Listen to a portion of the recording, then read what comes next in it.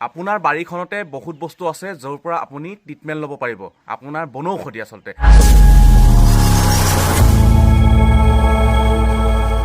আৰু সেনেকুৱা বনৌষধি সকলোৱে নাজানে জনা ব্যক্তি এজন আমাৰ লগত আছে তেখেতৰ নাম হৈছে আদিত্য বৰা ঘৰ হৈছে চৰাইদেউ জিলাৰ সাপেখাতিত আৰু তেখেতক যেহেতু লগ পাইছোঁ তেখেতৰ পৰা অলপ কথা জানিবলৈ আজি আহি উপস্থিত হৈছোঁ বতৰটো ডাৱৰীয়া ৰাতিপুৱাই আহি মানুহজনক আমনি দিবলৈ আহিছোঁ একমাত্ৰ আপোনালোকৰ সুবিধাৰ বাবে গতিকে ভিডিঅ'টো প্ৰথমৰ পৰা শেষলৈকে চাই থাকক বহুত নজনা কথা জানিব পাৰিব নমস্কাৰ আপোনাৰ বনৌষধিয়ে গোটেই পৃথিৱীখন ভৰি আছে কিন্তু আমি চিনি নাপাওঁ এখেতে চিনি পায় এতিয়া নহয় কথাটো ঠিক এনেকুৱা মই সব বনৌষধি চিনি পাওঁ বুলি নহয় কিন্তু মই যথেষ্ট চিনি পাওঁ আৰু মই চিনি পাবলৈ চেষ্টা কৰিছিলোঁ আৰু এতিয়াও আমাৰ অসমত বহু বয়সীয়াল মানুহ আছে তেওঁলোকেও বহুত চিনি পায় আৰু মই নতুন প্ৰজন্মলৈ মই এটা আহ্বান জনাওঁ যে এই বনৌষধিবিলাক আমি হেৰাই যাবলৈ দিব নালাগে আমি সবেই বনৌষধবিলাক চিনাক্ত হ'বলৈ চেষ্টা কৰিব লাগে আমি তেতিয়া এটা নতুন চিকিৎসা পদ্ধতি পাম আৰু সেইটো আপোনালোক আজি অহাৰ কাৰণে মই ভাল পাইছোঁ আৰু মই যিখিনি চিনি পাওঁ ওচৰে পাজৰে যিখিনি আছে সেইখিনি মই আপোনালোকক দেখাম আৰু কম সময়ৰ ভিতৰত সকলো দেখুৱাটো সম্ভৱ নহয় যিখিনি পাৰোঁ মই ন্যূনতম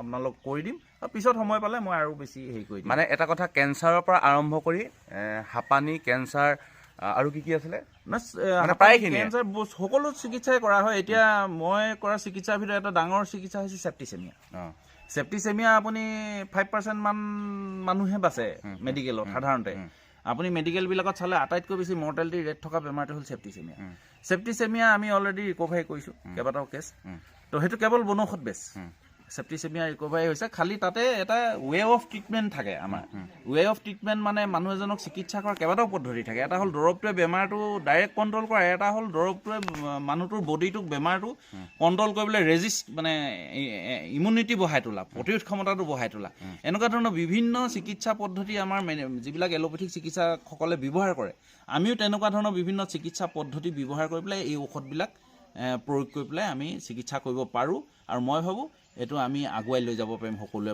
যদি চেষ্টা কৰোঁ এনেকুৱা আচলতে বহুত গছ আছে আৰু তেখেতক আমি লৈ যাম কোনজোপা গছৰ পৰা কি কাম কৰে মানে তেখেতে দেখুৱাই দিব আৰু তেখেতক আপোনালোকে যোগাযোগ কৰিব পাৰিব যদি কিবা বেমাৰ আজাৰ হৈছে তেখেতে আপোনালোকক সহায় কৰিবলৈ সদায় ৰেডি আছে সাজু আছে আমি ফোন নম্বৰ আপোনালোকক দিম তেখেতৰ গতিকে বলক আমি কি গছৰ পৰা কেনেকৈ কি হয় গোটেইখিনি দেখুৱাম মানে প্ৰথম কথা হৈছে মানুহৰ দেহাটোৱে নিজেই ৰিপেয়াৰ কৰে আমাৰ ঘাঁ টুকুৰা লাগিলে ঘাঁ টুকুৰা আমি গাঁঠি মাৰি তাক লগাইহে থলোঁ কিন্তু তাত যিটো মাংস ধৰি জইন হৈ গ'ল সেইটোতো বডিটোৱে কৰিলে গতিকে এই গোটেই কামখিনি বডিটোত ছিষ্টেমেটিকভাৱে চলাই থাকিব আপোনাৰ মানসিক জোৰটোৱে চলাই থাকিব আমি আমাৰ ওচৰলৈ পেচেণ্ট অহাৰ লগে লগে আমি প্ৰথম কনফিডেঞ্চটো ক্ৰিয়েট কৰোঁ যে আপোনাৰ বেমাৰ ভাল হ'বই তেওঁ প্ৰথম কনফিডেঞ্চটো আহিবলৈ মোৰ বেমাৰ ভাল হ'বই সেইটোৱে তেওঁৰ বডিত বহুত এনজাইম বহুত হৰমন বহুত কিবা এনেকুৱা ধৰণৰ বস্তু সৃষ্টি কৰিব যিবিলাকে বডিটোক আৰু বেছি মানে হেৰিকৈ ৰিপেয়াৰ কৰিব গছো আমি মেডিচিন হিচাপে ব্যৱহাৰ কৰোঁ কিন্তু এই গছজোপা মেডিচিন হিচাপে ব্যৱহাৰ কৰোঁতে বহুত সাৱধান হ'ব লাগিব তাৰ জোখ মাখ নাজানিবলৈ হ'লে তাৰ বেমাৰ পদ্ধতি নাজানিবলৈ হ'লে ক্ষতি কৰিব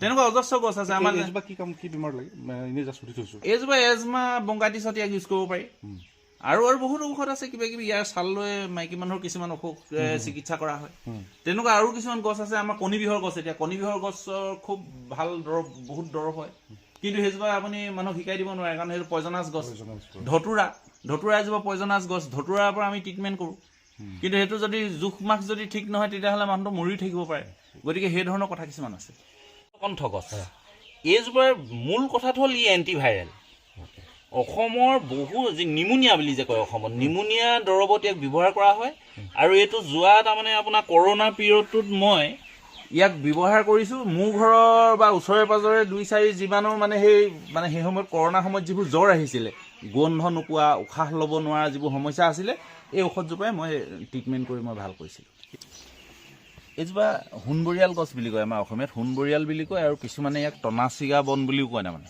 এইটো গছটো আপুনি ভালকৈ চাই লওক ইয়াৰ প্ৰথম কথাটো হ'ল তেজ গোট মৰা ব্লাড কোৱাগুলেটিং কেপাচিটিটো খুব বেছি আপোনাক কাটিলে তেজ ওলালে মানে তাত লগাই দিলে ভাল হ'ব মাইকী মানুহৰ যেতিয়া কিবা কাৰণত হৰমনেল ইমবেলেঞ্চ হৈ পেলাই আপোনাৰ ব্লিডিং বেছি হ'লে মেনষ্ট্ৰুৱেশ্যনত ব্লিডিং বেছি হওক বা অন্য কাৰণত ব্লিডিং বেছি হ'লে ইয়াৰ পাত গছজোপা মানে আৰু ইয়াৰ শিপা গোটেইবিলাক ধুই 2-3 জোপা লগাই খুন্দি পেলাই পানীত খচি পেলাই যদি খাই দিয়া যায় তেতিয়াহ'লে ব্লিডিংটো বন্ধ কৰি দিব আৰু অন্যান্য হৰমনেল কিছুমান ইমবেলেঞ্চত কাম কৰে মাইকী মানুহৰ আমাৰ অসমীয়াত যিটো চুৱা কামুনি বুলি কয় মাহেকীয়াৰ সময়ত যিটো পেট বিষ হয় তাত ইয়াৰ লগত আৰু কিছু মেডিচিন আছে মিলাই পেলাই দি পেলাই খুৱাই পেলাই সেই বেমাৰবিলাকো ইয়াৰ পৰা ভাল কৰে।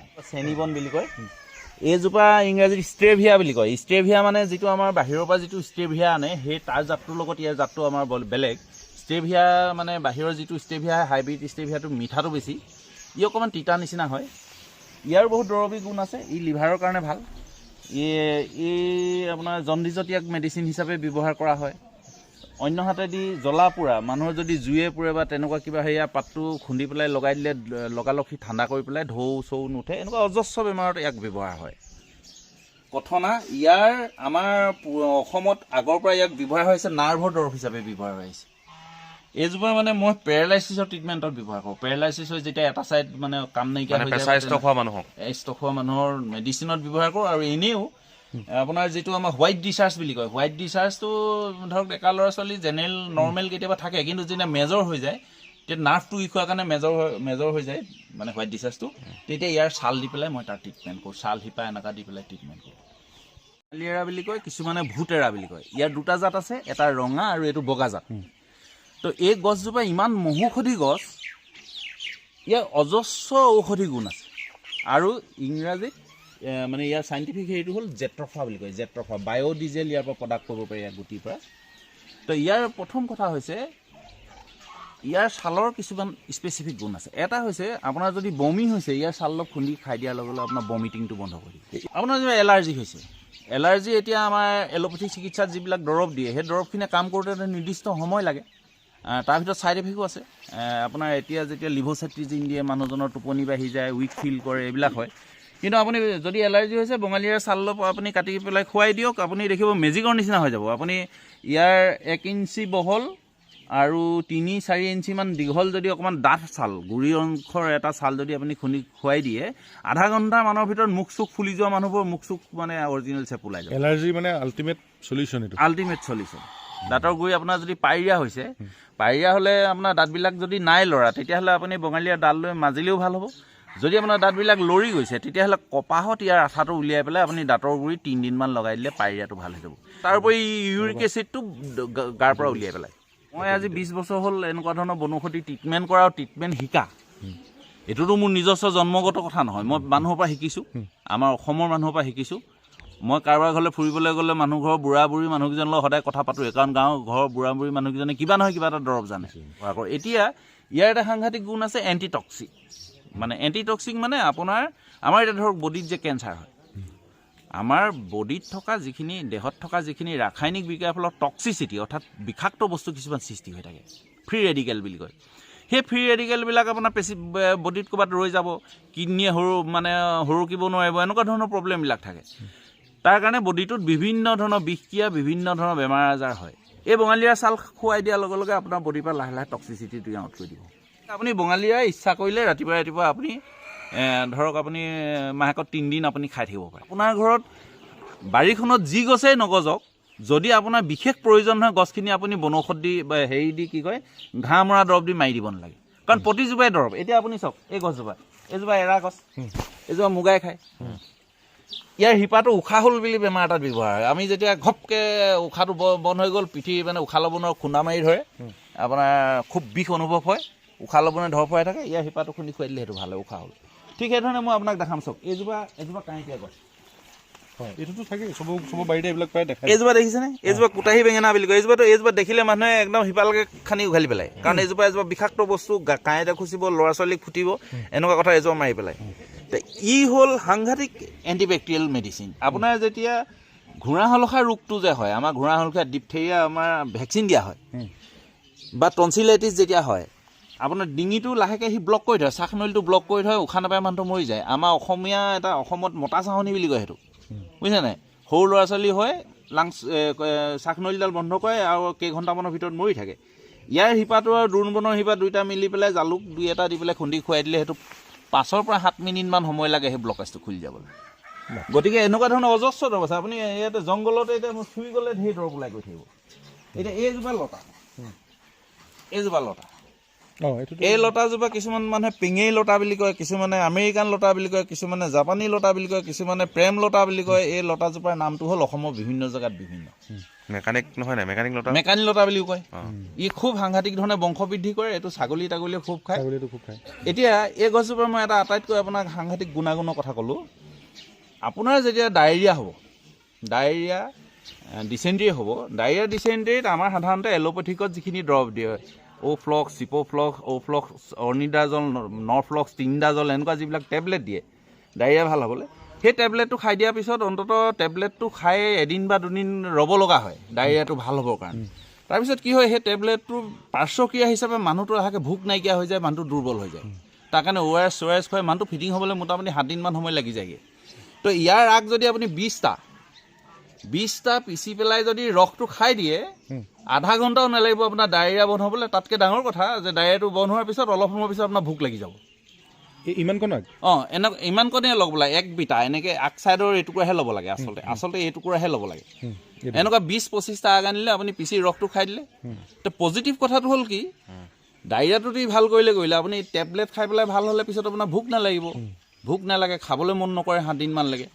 এইটো আপুনি খাই দিয়া আধা ঘণ্টাৰ পিছত আপোনাৰ ভোক লাগি যাব, আপুনি এক থাল ভাত খাই দিব পাৰিব, আপুনি দুৰ্বল নহ'ব। ইতিমধ্যে দেখালোঁ আচলতে কি গছৰ পৰা কেনেকৈ কি হয়। আচলতে আমি গছজোপা দেখি থাকোঁ, কিন্তু আমি চিনি নাপাওঁ। কিন্তু মেইন কথা হৈছে চিনি পাব লাগিব আৰু ইয়াৰ এটা পৰিমাণ জানিব লাগিব, কেনেকৈ ব্যৱহাৰ কৰিব লাগে। কিন্তু আপোনালোকে কিবা যদি অসুবিধা থাকে, এখেতৰ দদাইদেউৰ ওচৰলৈ আহিব পাৰে, সহায় কৰিবলৈ সদায় সাজু আছে।